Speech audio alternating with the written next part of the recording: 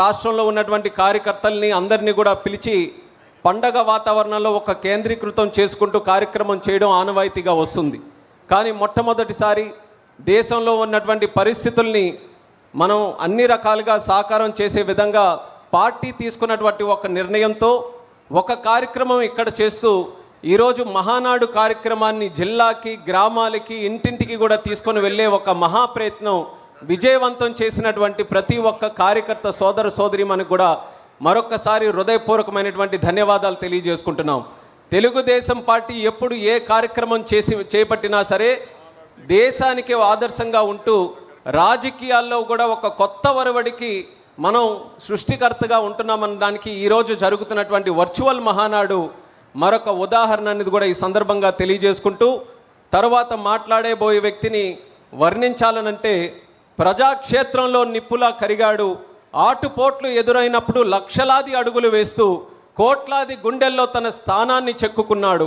విధ్వంసం సృష్టించే దుష్ట పరిపాలనలో కన్న తల్లిని అవమానిస్తే చెలించాడు, కన్న తండ్రిని అక్రమంగా అరెస్టు చేస్తే జ్వలించాడు. ఆ భ్రష్టు రాజకీయాలని భూస్థాపితం చేసేందుకు సమర శంఖాన్ని పూరిస్తూ యువగలంతో ప్రజలు మదిని గెలిచాడు. ఒక కార్యకర్తగా మొదలై ఒక నాయకుడుగా కృషి చేస్తూ నేడు యువ దళపతిగా ఎదిగాడు. కేడర్ని కాపాడే అన్నగా కోట్లాది కార్యకర్తల గుండె చప్పుడుగా మారాడు. కార్యకర్తకి కష్టం వస్తే నేనున్నాననే భరోసాని వాళ్ళందరికీ కలిగించాడు.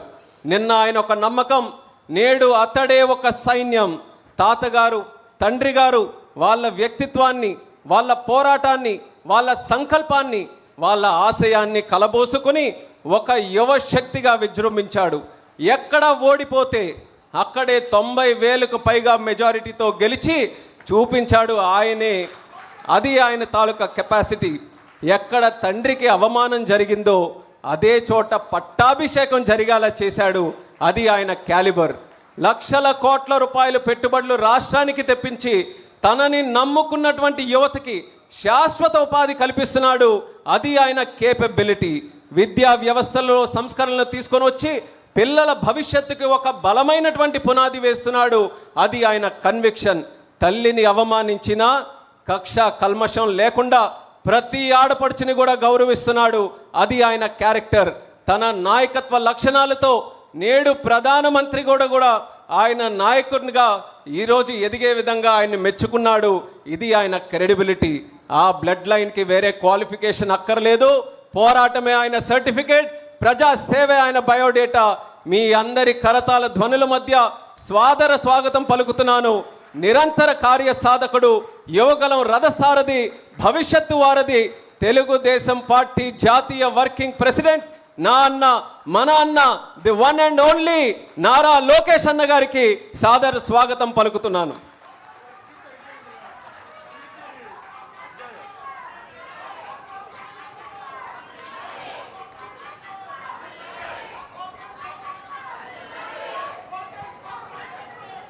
జై తెలుగుదేశం, జై తెలుగుదేశం. నన్ను పరిచయం చేయమంటే మొత్తం స్పీచ్ చేశాడు రామ్మోహన్ రెడ్డి గారు. గౌరవ తెలుగుదేశం పార్టీ జాతీయ అధ్యక్షులు చంద్రబాబు నాయుడు గారికి, గౌరవ పాలిట్ బ్యూరో సభ్యులకి, గౌరవ శాసన సభ్యులకి, సీనియర్లకి, జూనియర్లకి, రాష్ట్ర ప్రజలకి, ముఖ్యంగా నాకు ప్రాణ సమానమైన తెలుగుదేశం పార్టీ కార్యకర్తలకి నా హృదయపూర్వక నమస్కారాలు.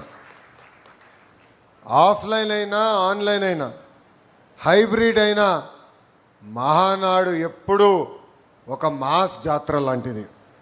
పసుపు పండుగనే మన మహానాడు. ప్రతి కార్యకర్త కాళ్ళు ఎగరేసుకుని నాది తెలుగు జాతి, నాది తెలుగుదేశం అని చెప్పుకునే వేదిక మన మహానాడు. నేషన్ ఫస్ట్ అనేది తెలుగుదేశం పార్టీ విధానం. మన దేశం మన బాధ్యత. అందుకే గౌరవ ప్రధానమంత్రి శ్రీ నరేంద్ర మోడీ గారు ఒక పిలిపిస్తే నెల్లూరులో భారీగా మహానాడు ఏర్పాటు చేసుకోవాలన్న ప్లాన్లు మనం క్యాన్సిల్ చేసుకుని ఈరోజు హైబ్రిడ్ విధానం మనం ఏర్పాటు చేసుకుంటాం జరిగింది. హైబ్రిడ్ అనగానే టీమ్ 11 ఎగతాళి చేశారు. ఆ టీమ్ 11కి ఒకటే చెప్తున్నా, ముందు ముందు బ్యాటింగ్ చేసే బాధ్యత మా పసుపు సైన్యానిది. విశ్వవిఖ్యాత నట సార్వభౌమ స్వర్గశ్రీ నందమూరి తారక రామారావు గారు దేశానికే ఒక లెజెండ్. తెలుగువారి ఆత్మగౌరవం ఎన్టీఆర్, తెలుగువారి పౌరుషం మన ఎన్టీఆర్. సినిమాలో కానీ రాజకీయాల్లో కానీ ఆయన ఏనాడు ట్రెండ్ ఫాలో చేయలేదు. ఒక ట్రెండ్ సెటర్ మన ఎన్టీఆర్. ఆయన రికార్డు బద్దలు కొట్టడం ఎవడి వల్ల సాధ్యం కాదు. దేశానికే సంక్షేమం పరిచయం చేసిన వ్యక్తి మన ఎన్టీఆర్. సమాజమే దేవాలయం, ప్రజలే మన దేవుళ్ళు అని చెప్పి మనకు ఒక దిశ నిర్దేశం ఇచ్చిన వ్యక్తి మన ఎన్టీఆర్. 2 రూపాయలకే కిలో బియ్యం, పెన్షన్ విధానం, 50 రూపాయలకే హార్స్ పవర్ విద్యుత్, జంత వస్త్రాలు, పక్కా ఇల్లు, ఏకంగా గురుకుల పాఠశాలలు, మధ్యాహ్న భోజనం పథకం, పటేల్ పట్వారీ వ్యవస్థ రద్దు, ఇలా అనేక సంక్షేమ అభివృద్ధి కార్యక్రమాలు చేసిన వ్యక్తి మన అన్న ఎన్టీఆర్. స్త్రీ శక్తిని ముందుగా గుర్తించిన వ్యక్తి మన ఎన్టీఆర్. మహిళలకి ఆస్తుల సమాన హక్కు కల్పించారు. మహిళలకు పెద్ద ఎత్తున చదువుకోవాలని భారతదేశంలోనే తొలి మహిళా విశ్వవిద్యాలయం కూడా ఏర్పాటు చేసిన వ్యక్తి మన ఎన్టీఆర్. ఇంకా మహిళలు కూడా రాజకీయాలకు ప్రోత్సహించి రిజర్వేషన్ కూడా ఇచ్చిన వ్యక్తి మన ఎన్టీఆర్.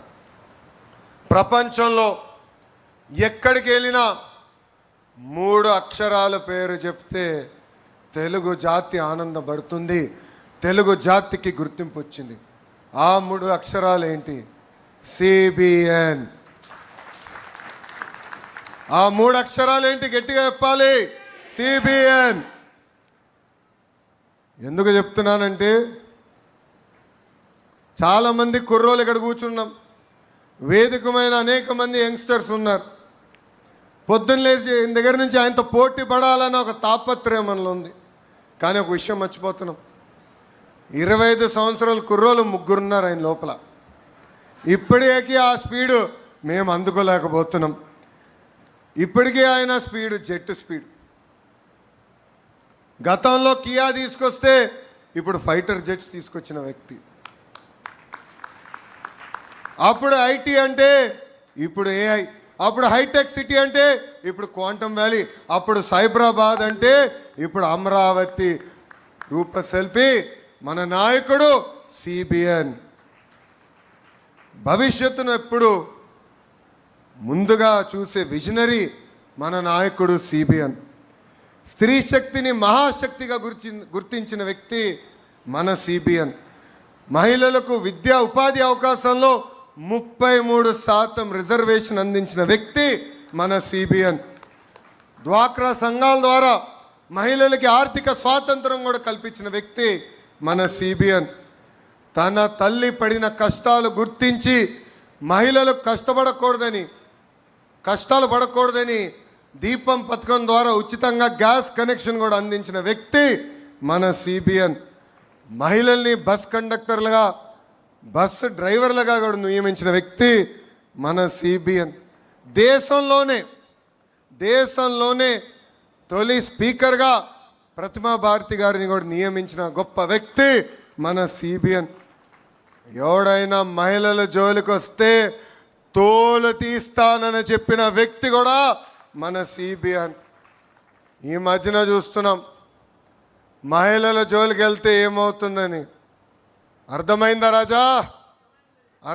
రాజా? తెలుగుదేశం పార్టీలో కార్యకర్తలే అధినేత. 2019 నుంచి 24 వరకు అనేక కష్టాలు మన కార్యకర్తలు ఎదుర్కొన్నారు. బయటికి రాకుండా తాళగట్టిన రోజులు, ఒక పోరాటం చేస్తే దొంగ కేసులు పెట్టిన రోజులు. ఏకంగా మీ లోకేష్ పైన 23 కేసులు పెట్టారు. వేదిక మీద నాయకులందరి పైన కేసులు పెట్టారు. కానీ ఆనాడే చెప్పాం, మాట తప్పం మడిమ తిప్పాం, మేము తగ్గేదే లేదని ముందరికి నడిచాం. మనందరం చూసాం, మెడపై కత్తి పెట్టి వాళ్ళ నాయకుడికి జై కొట్టమంటే జై తెలుగుదేశం, జై చంద్రబాబు అని చెప్పి ప్రాణాలు కోల్పోయాడు తోట చంద్ర. ఈరోజు నేను గర్వంగా చెప్తున్నా, తోట చంద్రే కొడుక్కి ప్రభుత్వం ఉద్యోగం ఇచ్చిన ఘనత కూడా మన ఎన్డీఏ ప్రభుత్వాన్ని. నామినేషన్ పత్రాలు లాక్కుని దాడి చేస్తే మీసాలు మిలేసి తొడగొట్టాడు మన అంజిరెడ్డి తాత. అంతేకాదు, ఏకంగా వైకాపా రౌడీల దాడిలో రక్తం కారుతున్న చివరి ఓటు పడే వరకు ఓటింగ్ బూత్లో నిలబడారు మన మంజుల గారు. వైసీపీ గూండాలు ఏకంగా వచ్చి కంటి చూపు పోయే విధంగా పొడిచినా ఎత్తిన పసుపు జెండా దించకుండా నిలబడింది మన చెన్నుపాటి గాంధీ. ఇలాంటి నాయకుల్ని మనందరం స్ఫూర్తిగా తీసుకుని తెలుగుదేశం పార్టీని ముందరకు నడిపించాల్సిన బాధ్యత ఉంది. కేసుల కోసం భయపడం, ఏనాడు వెనక తిరిగి మనం చూడలేదు. వేదికమైన అనేక నాయకుల్ని అరెస్ట్ చేశారు. మన అచ్చన్న గారు కానివ్వండి, కొల్లు రవి గారు కానివ్వండి, ఇట్లా అనేక మందిని అరెస్ట్ చేసి జైలుకు పంపించిన మనం ఎప్పుడూ వెనక్కి తగ్గలేదు. అందుకే వై నాట్ 175 అంటే చివరికి టీమ్ 11 మిగిలే పరిస్థితి ప్రజలే ఇచ్చారు. 2024 ఎన్నికల్లో అందరం కలిసికట్టుగా రికార్డులు బద్దలు కొట్టాం. భారతదేశ చరిత్రలో ఎప్పుడు జరిగిన విధంగా 94% స్థానాలు మనం కైవసం చేసుకున్నాం. 175 నియోజకవర్గాల్లో 164 స్థానాలు ఎన్డీఏ సొంతం చేసుకుంది. శ్రీకాకుళంలో 10 out of 10, విజయనగరంలో 9 out of 9, తూర్పుగోదావరి జిల్లాలో 19 out of 19, వెస్ట్ గోదావరి జిల్లాలో 15 out of 15, కృష్ణాలో 16 out of 16, గుంటూరులో 17 out of 17, నెల్లూరులో 10 out of 10, అనంతపూర్లో కూడా 14 out of 14. అంటే 8 ఉమ్మడి జిల్లాల్లో క్లీన్ స్వీప్ వచ్చింది. కడప జిల్లాలో కూడా 10 నియోజకవర్గాలకి 7 నియోజకవర్గాలు ఎన్డీఏ కైవసం చేసుకుంది. ప్రజలు ఆశతో మనం గెలిపించారు. వాళ్ళకి అహర్నిశలు కష్టపడాలని వాళ్ళు కోరారు. అందుకే ప్రజాప్రభుత్వం సుపరిపాలన అందిస్తుంది. ఎన్ని ఆర్థిక ఇబ్బందులున్నా ఇచ్చిన హామీలని ఒక పద్ధతి ప్రకారం మనం నిలబెట్టుకుంటాం, ముందరికెళ్తున్నాం. ఒక్క పెన్షన్ తీసుకోండి, భారతదేశంలోనే ఏ రాష్ట్రం ఇవ్వని విధంగా వృద్ధులకి 4,000 రూపాయల పెన్షన్ మన చంద్రబాబు నాయుడు గారు అందిస్తున్నారు. వికలాంగులకి 6,000, బెడ్కి పరిమితం అవుతే 15,000 రూపాయల పెన్షన్ మనం అందిస్తున్నాం. అన్నా క్యాంటీన్లు తిరిగి ప్రారంభించాం. మెగా డిఏసి ద్వారా 16,000 ఉద్యోగాలు మనం అందించాం. మన హోంమంత్రి గారి నాయకత్వంలో 6,000 కానిస్టేబుల్ పోస్టులు కూడా మనం భర్తీ చేస్తాం జరిగింది. ఏకంగా జాబ్ క్యాలెండర్ ద్వారా 10,000 పోస్టులకి కూడా మనం నోటిఫికేషన్ విడుదల చేశాం.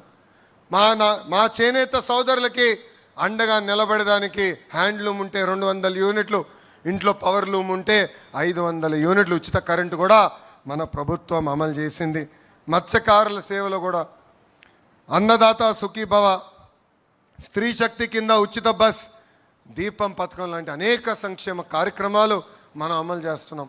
అంతేకాదు, ఇంట్లో ఎంతమంది పిల్లలుంటే అంతమంది పిల్లలకి తల్లికి వందనం ఇచ్చిన ఏకైక ప్రభుత్వం మన ఎన్డీఏ ప్రభుత్వం. ఎన్నికల ముందర కూడా ఒకే హామీ ఇచ్చాం, ఒకే రాష్ట్రం ఒకే రాజధాని, కానీ అభివృద్ధి వికేంద్రీకరణ. ఈరోజు భారతదేశంలో 100 రూపాయలు పెట్టుబడులు వస్తే దాంట్లో 25 రూపాయలు ఈరోజు ఆంధ్ర రాష్ట్రానికి వచ్చిన ఘనత. ఒక Google, Arcelor Mittal, royal Enfield, ఏకంగా ఫైటర్ జెట్లు తయారు చేసే పరిశ్రమలు కూడా మన ఆంధ్ర రాష్ట్రానికి తీసుకొచ్చాం. ఈ సభాముఖంగా ఆ టీమ్ 11 కెప్టెన్కి నేను ఒక బంపర్ ఆఫర్ ఇస్తున్నా. డేటు టైం మీరు నిర్ణయించండి. సంక్షేమ అభివృద్ధి పైన చర్చించడానికి నేను సిద్ధం, మీరు సిద్ధమా అని అడుగుతున్నా. అభివృద్ధి సంక్షేమం హడావిడిలో పడిపోయి గత పాలకులు చేసిన విషయాలు మనం మర్చిపోతున్నాం. మనందరం చూసాం, బలహీన వర్గాలపైన వాళ్ళు ఎట్లా దాడి చేశారు. ఎంతోమంది బీసీ, ఎస్సీ, ఎస్టీ, మైనారిటీ సోదరుల్ని వాళ్ళు చంపేశారు. వాళ్ళ అక్కని వేధించని అడిగినందుకు అమర్నాథ్ గౌడ్ని ఏకంగా కిరోసిన్ పోసి ఆనాడు చంపేశారు. ఇది మనందరం గుర్తుపెట్టుకోవాల్సిన అవసరం ఉంది. ఇంతేకాదు, ఒక దళిత డాక్టర్ ఫేస్ మాస్క్ అడిగినందుకు సుధాకర్ గారిని చంపేశాడు. వాళ్ళ పార్టీకి చెందిన ఎమ్మెల్సీ ఏకంగా వాళ్ళ దళిత డ్రైవర్ సుబ్రహ్మణ్యం చంపేసి శవాన్ని కూడా డోర్ డెలివరీ చేశారు. నంద్యాలలో అబ్దుల్ సలాం మొత్తం కుటుంబం కలిసికట్టుగా వైకాపా నాయకులు వేధింపులు మేము భరించలేమని కుటుంబం మొత్తం ఆత్మహత్య చేసుకుంది. వైకాపా నాయకుడు కూతురు కన్నా వాళ్ళ కూతురికి ఎక్కువ మార్కులు వస్తుందని మిస్బా తల్లిదండ్రుల్ని వేధించారు. అది తట్టుకోలేక బుక్లో రాసి మరీ ఆ రోజు ఆత్మహత్య చేసుకుంది మిస్బా. ఇవన్నీ మనం గుర్తుపెట్టుకోవాలి. ప్రజల్లోకి తీసుకెళ్లాల్సిన బాధ్యత నాయకులు కార్యకర్తల పైన ఉంది. ఈ మధ్యన గొడ్డలి పార్టీ అంటే సైకోకి కోపం వచ్చింది. ఆ సైకోకి ఒకటే చెప్తున్నా, మాది గూగుల్, మీది గొడ్డలి, మాది ఫైటర్ జెట్స్, మీది ఫ్యాక్షన్, మాది కియా అవుతే మీది క్యాట్, మీది కిడ్నాప్. బాబు గారు చెప్పినట్లు both are not the same brother. బాబాయిని చంపింది గొడ్డలతోనే కదా సైకో. సొంత తల్లిని చెల్లిని మెడబట్టి బయటికి గెంటేసింది మీరు కాదా? ఇవన్నీ మర్చిపోయారు అనుకుంటున్నారా ప్రజలు? మా నాయకుల్ని మీరు ఎట్లా చంపారో మేము మర్చిపోయామా అనుకుంటున్నారా? అందుకే మీ పార్టీని గొడ్డలి పార్టీ అని ఈరోజు మేము పిలుస్తాం జరిగింది. తెలుగుదేశం పార్టీ సిద్ధాంతాలే మన బలం. తెలుగుదేశం పార్టీ సిద్ధాంతాలే మన ఫౌండేషన్. మారిన కాలానికి సిద్ధాంతాల్ని కొన్ని సవరణలు చేశాం. మన జరిగిన మహానాడులో 6 శాసనాలు మనం ప్రకటించుకున్నాం. ఎప్పుడు ఏ నిర్ణయం తీసుకున్నా ఒక్కసారి కళ్ళు మూసుకుని 6 శాసనాల గురించి ఆలోచించాలని ఇక్కడున్న నాయకుల్ని, క్లస్టర్స్ ఉన్న కార్యకర్తలకి నేను పిలిపిస్తున్నా. తెలుగు జాతి విశ్వఖ్యాతి, యువగలం, స్త్రీ శక్తి, పేదల సేవల్లో సామాజిక న్యాయం, అన్నదాతకు అండగా కార్యకర్తలే మన అధినేత. ఈ 6 శాసనాలు మనం గుర్తుపెట్టుకోవాలి, రాసుకోవాలి. ఏ నిర్ణయం తీసుకున్నా ఈ 6 శాసనాలు ఒక్కసారి ఆలోచించి నిర్ణయం తీసుకోవాలని అందరినీ కోరుతున్నాం. నేను పార్టీలో సంస్కరణలు తీసుకొచ్చేదానికి అహర్నిశలు పోరాడా, ఇప్పుడు కూడా పోరాడుతూనే ఉంటాం. వేదికమన్న పాలిట్ బ్యూరో సభ్యులందరూ తెలుసు, ఆనాడు జిల్లా పార్టీ వ్యవస్థ నుంచి పార్లమెంట్ పార్టీ వ్యవస్థ తీసుకొచ్చేదానికి సుమారుగా 2 సంవత్సరాలు నేను పోరాడా. నేను అనుకుంది సాధించలేకపోతే నేను అలిగి ఇంట్లో పడుకోలే. మళ్ళీ తిరిగి పాలిట్ బ్యూరోకి వెళ్ళా, నాయకులతో మాట్లాడా. నమ్మకుంది సాధించుకునే వరకు నేను వదలబెట్టలేదు. అంతేకాదు, పాదయాత్రలు నేను నడిచినప్పుడు కార్యకర్తలు అందరూ నన్ను అడిగారు, పనిచేసిన కార్యకర్తలు మీరు గుర్తించాలని.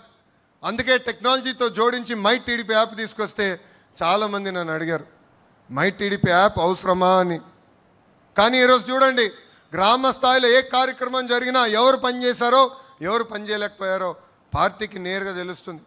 ఈరోజు క్లస్టర్లో మనం మహానాడు ఏర్పాటు చేసుకుంటే దానికి ఎవరు వచ్చారు ఎవరు రాలేకపోయారు కూడా నేరుగా పార్టీకి తెలిసే పరిస్థితి. అందుకే పార్టీ చరిత్రలో ఎప్పుడు లేని విధంగా ఒక మండల్ పార్టీ అధ్యక్షురాలు శ్రీదేవి గారిని ఏకంగా పాలిట్ బ్యూరోకి తీసుకొచ్చిన ఘనత మన నాయకుడు చంద్రబాబు నాయుడు గారిది. అంతేకాదు, పార్టీ ఆవిర్భావం నుంచి ఏకంగా సీటు పొత్తుల్లో పోయినా అండగా నిలబడి ఎక్కడ కార్యకర్తలు చెక్కు చెదరకుండా మా మంగళగిరి నియోజకవర్గంలో క్లస్టర్ ఇన్ఛార్జ్గా పనిచేసిన ధనంజయ్ గారిని కూడా ఏకంగా పాలిట్ బ్యూరోకి తీసుకొచ్చిన ఘనత మన నాయకుడు చంద్రబాబు నాయుడు గారు. నిజం గడప దాటే లోపల అబద్ధం ప్రపంచం చుట్టూ తిరిగి వస్తుంది. ఈరోజు మనం చూస్తున్నాం, ఆ సైకో పార్టీ, క్షమించాలి, గొడ్డలి పార్టీ, ఆ గొడ్డలి పార్టీ ఎలాంటి కుట్రలు చేస్తున్నాయో మనందరం చూడాలి. మనందరం అప్రమత్తంగా ఉండాలి. ఎవరు ఊహించిన విధంగా 150 రోజుల్లో మనం డిఎస్సి నిర్వహించి మనం ఉపాధ్యాయులకి ఆఫర్ లెటర్ ఇచ్చాం. ఆ గొడ్డలి పార్టీ నాయకులు వెళ్ళి ఏకంగా 200 కేసులు మన పైన పెట్టారు. డిఎస్సి అడ్డుకోవాలని ప్రయత్నించారు, కానీ ఎక్కడా వాళ్ళు అడ్డుకోలేకపోయారు. అందుకే ఇప్పుడు ఒక కొత్త డ్రామా తీసుకొచ్చారు డిఎస్సి పైన. అందుకే చెప్తున్నా, సైకో నీది 10th క్లాస్ పేపర్ లీక్ చేసిన బ్యాచ్, నాది స్టాన్ఫర్డ్ హిస్టరీ ఉన్న బ్యాచ్. టీచర్ని లిక్కర్ షాప్ ముందలు నిలబెట్టిన ఘనత మీది. టీచర్ని సింగపూర్కి ట్రైనింగ్ పంపించిన ఘనత మాది. 5 ఏళ్ళలో ఒక్క టీచర్ పోస్ట్ భర్తీ చేయలేని ఘనత మీదవుతే, మేము అధికారంలోకి వచ్చిన తొలి సంవత్సరంలోనే 16,000 టీచర్ పోస్టులు భర్తీ చేసిన ఘనత మాది. జాబ్ క్యాలెండర్ అని సాక్షి క్యాలెండర్ మీరిస్తే, ఏకంగా సంవత్సరం పూర్తయిన తర్వాత అద్భుతంగా 10,000 ఉద్యోగాలతో జాబ్ క్యాలెండర్ కూడా విడుదల చేసిన బ్యాచ్ మాది. భూమి కంటే ఎక్కువ భారం మోసేది మహిళ. కొంతమంది మహిళలు కించపరిచే విధంగా తెలుగు వాడక భాషలో కొన్ని పదాలు వాడతారు. గాజులు తొడుక్కున్నావా, చీర కట్టుకున్నావా, అమ్మాయిలాగా ఏడవద్దని మాట్లాడతారు. నేను అనేక ప్లాట్ఫామ్స్లో దీని గురించి మాట్లాడా. ఈ పదాలకి ఫుల్ స్టాప్ పెట్టాల్సిన బాధ్యత ఇక్కడ ఉన్న మనందరిపైన ఉంది. మహిళల్ని గౌరవించాల్సిన బాధ్యత మనందరిపైన ఉంది. మనం చూసాం. నేను విద్యాశాఖ మార్చులు అయిన తర్వాత స్కూల్ బుక్స్లో ఇంటి పనులన్నీ ఆడవాళ్ళు చేసే ఫోటోలు ఉండేది. అలాంటిది ఇప్పుడు 50% చేశాం. అంటే 50% ఫోటోలు ఆడవాళ్ళు చేస్తున్నారు, 50% ఫోటోలు మగవాళ్ళు చేస్తున్నారు ఇంటి పనులు. ఎందుకంటే మార్పు మన ఇంటి నుంచి మొదలవ్వాలి. మార్పు అనేది మన పాఠశాల నుంచి మొదలవ్వాలని బలంగా నేను నమ్ముతున్నా.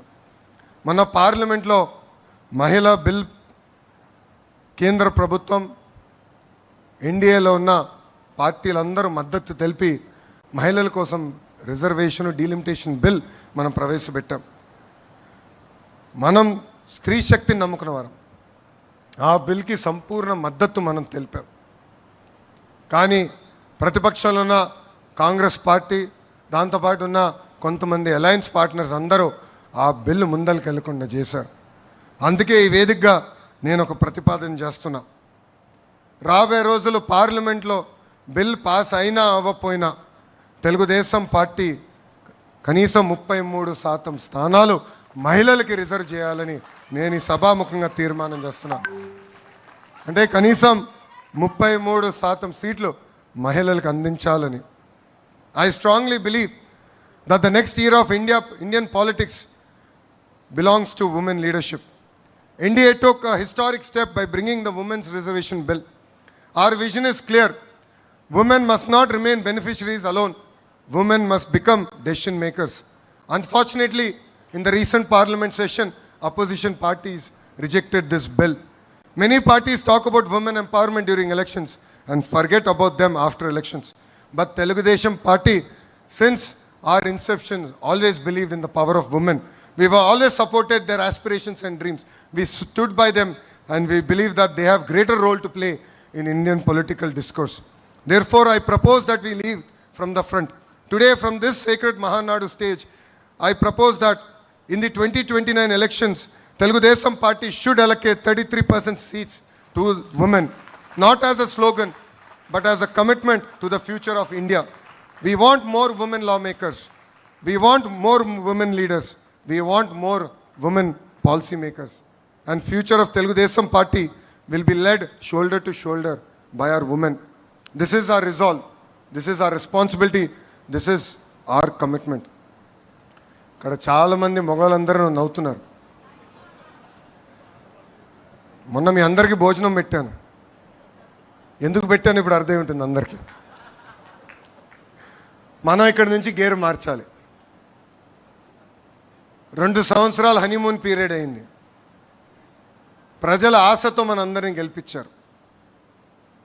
ఒక అద్భుతమైన పరిపాలన అందించాలని మనం గెలిపించారు.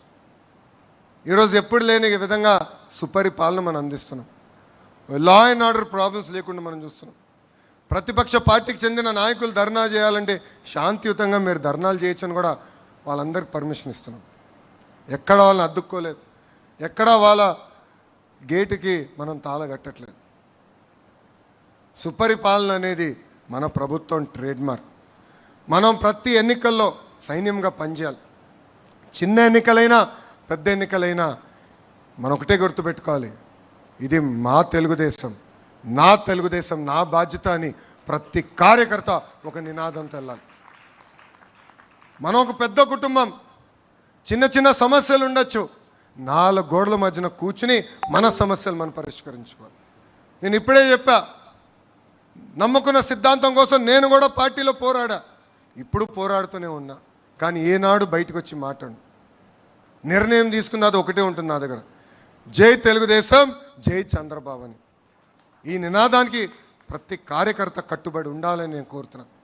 గౌరవ అధ్యక్షులు ఇప్పుడే చెప్పినట్లు అహంకారం వీడాలి. మనం చూసాం గతంలో 151 స్థానాలు 11 ఎట్లయిందని. ఇది మనందరం గమనించాల్సిన అవసరం ఉంది. ప్రజల దగ్గరికి వెళ్ళాలి, ప్రజలతో మమ్మక్యం అవ్వాలి, వాళ్ళ సమస్యలు పరిష్కరించే దిశగా మనందరం కష్టపడాలని ఇక్కడ వేదిక మీద ఉన్న పెద్దలకి, వేదిక మీద ఉన్న నాయకులకి, రాష్ట్ర వ్యాప్తంగా ఉన్న కార్యకర్తలందరికీ నేను పిలిపిస్తున్నా. ప్రభుత్వ కొనసాగింపు అనేది చాలా చాలా అవసరం. మనం చూస్తున్నాం, ఒక గుజరాత్, ఒక ఒరిస్సా లాంటి రాష్ట్రాలు ఈరోజు ఏ స్థాయికి వచ్చినాయో అందరూ ఒక్కసారి ఆలోచించాలి. 1983లో తెలుగుదేశం పార్టీని అన్న ఎన్టీఆర్ అధికారంలోకి తీసుకొచ్చారు. ఆయన పార్టీని 1982లో స్థాపించారు. ఈరోజు ఈ మీటింగ్ వచ్చే ముందల ChatGPTలో కొట్టా. 1982లో హ్యూమన్ డెవలప్మెంట్ ఇండెక్స్ తలసరి ఆదాయంలో ఆంధ్ర, ఒరిస్సా రాష్ట్రం ఎలా ఉండేదని, దాంట్లో మీరు చూస్తే చాలా పారామీటర్స్లో ఆంధ్ర రాష్ట్రం, బీహార్ ఒకే రకంగా ఉంది. మన తలసరి ఆదాయం అప్పుడు కేవలం 10 నుంచి 15% ఎక్కువ ఉండేది. అలాంటిది తెలుగుదేశం పార్టీ అధికారంలోకి వచ్చింది కనుకనే, ప్రజలు ఆశీర్వదించి దీవించి మనకు అవకాశం ఇచ్చారు కనుకనే ఈరోజు ఆంధ్ర రాష్ట్రానికి ఈ స్థాయి వచ్చింది. ఇంకా బీహార్ వెనుకబడే పరిస్థితికి వచ్చింది. అదే కానీ ప్రభుత్వం కంటిన్యూస్గా తెలుగుదేశం పార్టీ వచ్చుంటే ఇంకా ఆంధ్ర రాష్ట్రం ఏ స్థాయికి లేదో ప్రజలందరూ ఒక్కసారి ఆలోచించారు. సో ప్రభుత్వ కొనసాగింపు అనేది చాలా చాలా అవసరం. కార్యకర్త దగ్గర నుంచి వేదిక ఉన్న పాలిట్ బ్యూరో సభ్యుల వరకు అందరం కష్టపడాలి. ఈరోజు ఆంధ్ర రాష్ట్రంలో డబుల్ ఇంజిన్ బుల్లెట్ ట్రైన్ సర్కారు పనిచేస్తుంది. ఇతర రాష్ట్రాల్లో నమో అంటే నరేంద్ర మోడీ గారు, కానీ ఆంధ్ర రాష్ట్రంలో నమో అంటే నాయుడు గారు, మోడీ గారు జోడి. మనందరం చూసే ఎన్నికల ముందల మన అధ్యక్షులు చంద్రబాబు నాయుడు గారిని జైల్లో పెడితే నాకు ఒక అన్నగా నిలబడిన వ్యక్తి మన పవన్ అన్న. నాకు ఇప్పుడు కూడా బాగా గుర్తు, ఆనాడు జడ్జిమెంట్ వచ్చి చంద్రబాబు నాయుడు గారిని ఏకంగా రాజమండ్రి జైలుకు పంపిస్తుంటే నాకు ఫోన్ చేసిన మొదటి వ్యక్తి పవన్ అన్న. ఆనాడు నాకు ఫోన్ చేసి ఒకటే చెప్పాడు, అన్నగా నీకు అండగా నిలబడతా, నిన్ను ప్రోత్సహిస్తా, నీకు ఏ సమస్య ఉన్నా నాకు ఫోన్ చేయి తమ్ముడు అని చెప్పారు. అందుకే మన జరిగిన ఎన్నికల్లో 3 పార్టీలు కలిసికట్టుగా పోటీ చేసిన. కోటి సభ్యులు నా కుటుంబం ఇప్పుడు ఇంకొంచెం పెద్దగా అయింది. ఇప్పుడు 3 పార్టీలు, కార్యకర్తలు మన సొంతమయ్యారు. కలిసికట్టుగా పనిచేయాలి. చిన్న చిన్న సమస్యలు ఏమున్నా మనం మన సమస్యలు పరిష్కరించుకోవాలని కార్యకర్తలందరికీ నేను పిలిపిస్తూ, ఈరోజు డబుల్ ఇంజిన్ బుల్లెట్ ట్రైన్ సర్కారు ఉంది కనుకనే విశాఖ ఉక్కుని కాపాడుకున్నాం, విశాఖ రైల్వే జోన్ ఏర్పాటు చేసుకున్నాం, త్వరలో కర్నూలుకి హైకోర్టు బెంచ్ తీసుకొస్తున్నాం, ఫైటర్ జెట్ తయారు చేసిన పరిశ్రమలు మనం తీసుకొస్తున్నాం, ఏకంగా అమరావతి, పోలవరానికి రావాల్సిన నిధులు కూడా మనం తీసుకొస్తాం జరిగింది. ఇంతేకాకుండా నేను వర్కింగ్ ప్రెసిడెంట్ కరెక్ట్గా అయ్యి కరెక్ట్గా నెల దాటింది. అటు తెలంగాణ, అండమాన్లో ఉన్న తెలుగుదేశం పార్టీని కూడా బలోపేతం చేయాల్సిన బాధ్యత నా పైన ఇప్పుడు ఉంది. తప్పనిసరిగా నాయకుల్ని, కార్యకర్తలను కలుస్తా. అక్కడున్న కార్యకర్తల నాయకులందరూ కూడా ఒకటే పిలిపిస్తున్నా, పార్టీ ఏ కార్యక్రమం ఇచ్చినా మనం జయప్రదం చేద్దాం, కలిసికట్టుగా పనిచేద్దాం. గ్రామ స్థాయి నుంచి మళ్ళీ తెలుగుదేశం పార్టీ కలిసికట్టుగా పూర్వ వైభవం తీసుకొద్దామని వాళ్ళందరికీ సభాముఖంగా నేను హామీ ఇస్తూ, నాకు ఇంత అద్భుతమైన అవకాశం ఇచ్చిన మీ అందరికీ పేరు పేరున నా హృదయపూర్వక ధన్యవాదాలు తెలుపుకుంటూ మీ అందరి దగ్గర నుంచి సెలవు తీసుకుంటున్నా. జోహార్ అన్న ఎన్టీఆర్, జోహార్ అన్న ఎన్టీఆర్. చంద్రబాబు నాయుడు గారి నాయకత్వం, చంద్రబాబు నాయుడు గారి నాయకత్వం. జై తెలుగుదేశం, జై తెలుగుదేశం, జై హింద్. అందరికీ నమస్కారం. అద్భుతమైనటువంటి ప్రసంగంతో కార్యకర్తల్లో తెలుగు